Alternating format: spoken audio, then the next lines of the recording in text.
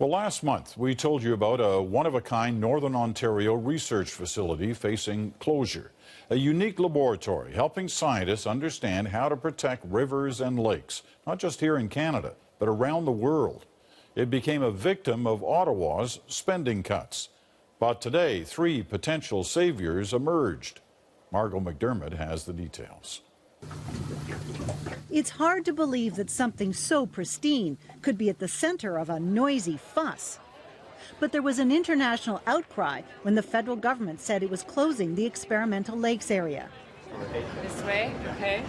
Today, the Ontario government stepped up to help keep it open. It's very important to us as a government that believes in science, that believes in evidence, that we continue to have this jewel available to the region, but to the province, to the nation, and to the world. The more than 50 lakes in Northern Ontario are unique, so clean they can be used as life-size test tubes. Scientists have done groundbreaking research here into everything from acid rain to the effects of phosphates in detergents on fresh water. But last year, the federal government said it was cutting the $2 million a year budget. So Ontario is negotiating a deal to share that cost with the Manitoba government and the International Institute for Sustainable Development, an independent group based in Winnipeg. There has been some great work done there, and this is work that, by the nature of research, there needs to be continuity over time. Researchers have already been notified by Fisheries and Oceans the ELA was being mothballed and told to remove their equipment. Scientists say it now looks like they'll be able to continue their work.